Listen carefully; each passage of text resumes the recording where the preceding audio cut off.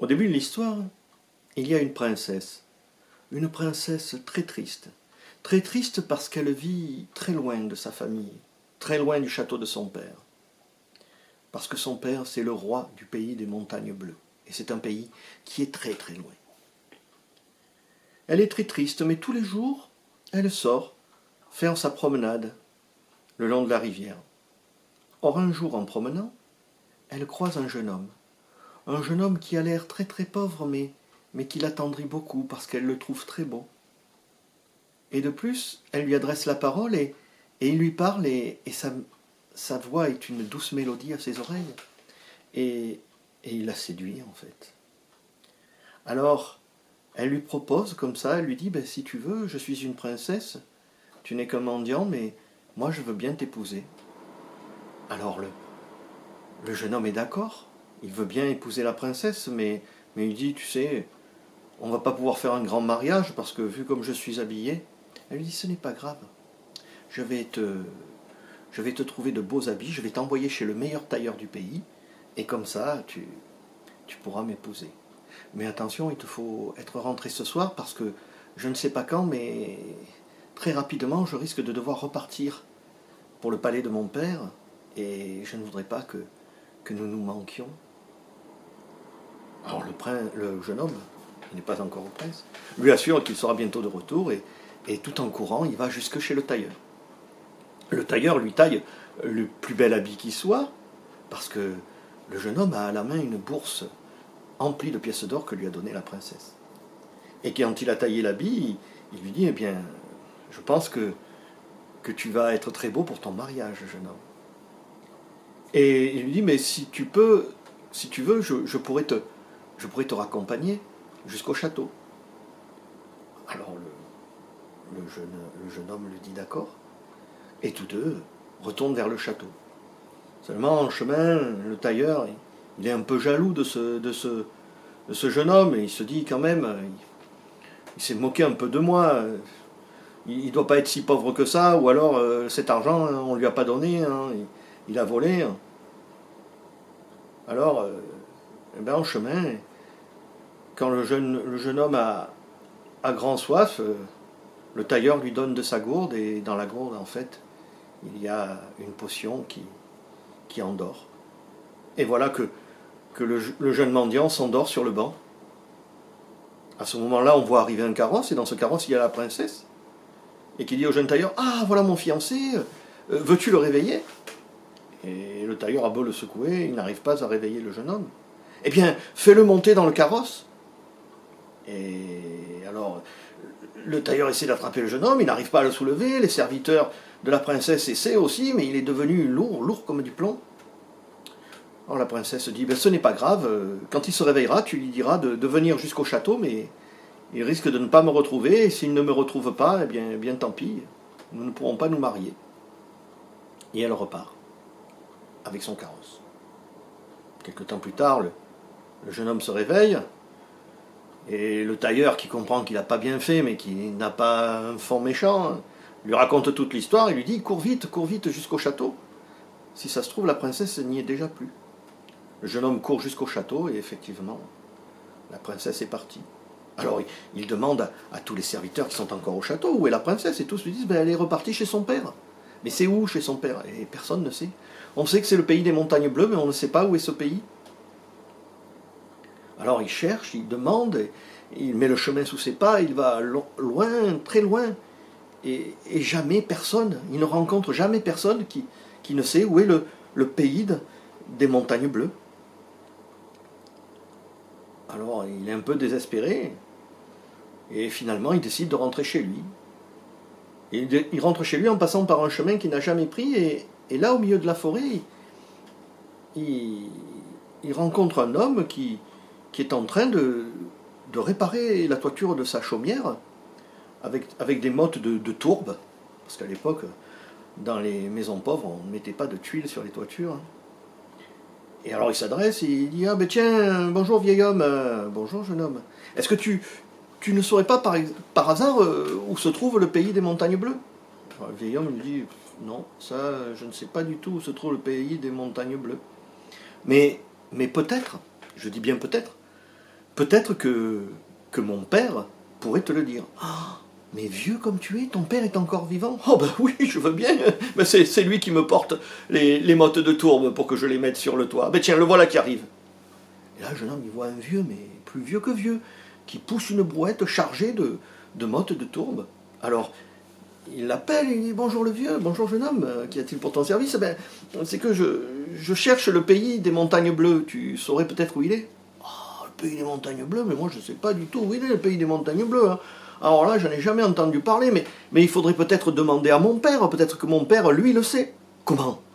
Ton père est toujours vivant? Ben oui, heureusement que mon père est toujours vivant. Ah là là, ben, mon père, il est où ton père? Ben mon père, il est dans le champ là-bas, à couper les mottes de tourbe. Viens, on y va ensemble, je te présente. Alors ils vont tous les deux vers le champ, et là le jeune homme, il voit un vieux, encore plus vieux que vieux. Et alors il lui dit bonjour, et le vieux lui dit bonjour, et il lui dit excuse-moi, vieil homme, vu ton grand âge, tu dois être un grand sage, tu dois peut-être savoir, je cherche le pays des montagnes bleues. Oh, le pays des montagnes bleues?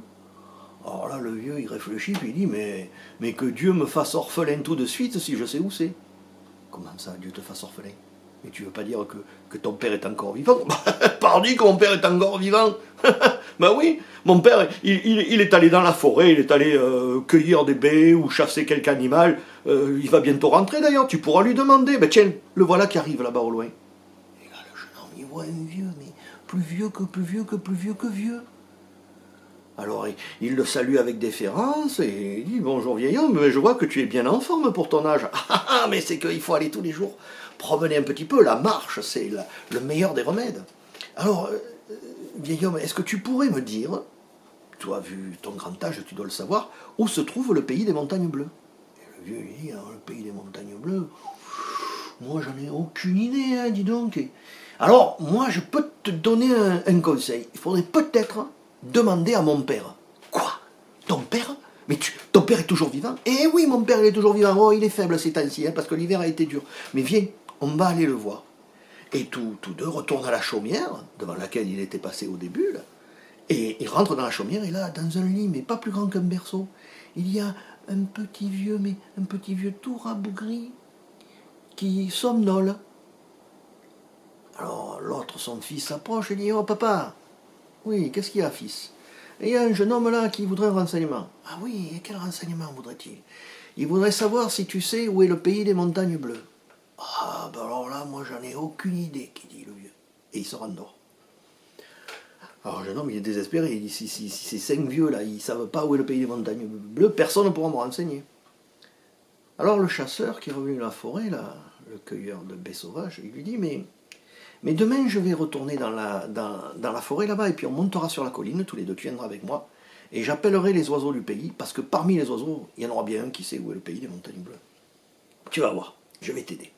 Alors le jeune homme passe la nuit avec les 5 vieux dans leur petite chaumière, et puis au petit matin, quand le coq chante, que le soleil se lève, il emboîte le pas du 4e, et il monte jusqu'au sommet de la colline.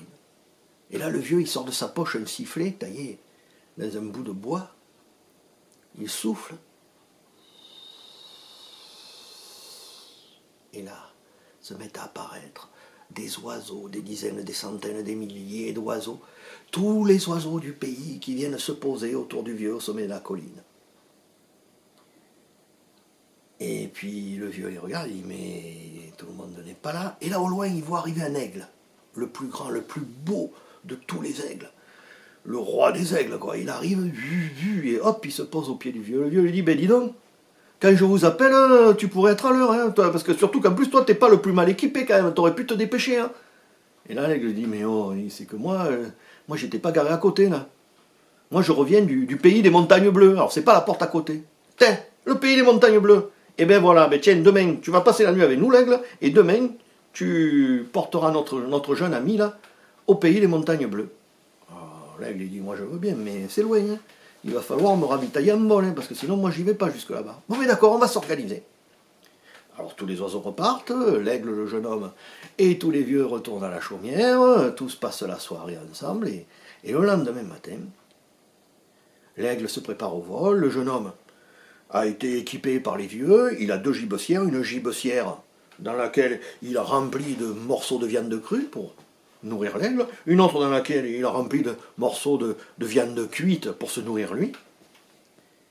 Et puis il monte sur le dos de l'aigle, il salue le vieux et l'aigle décolle. Et il vole, il vole.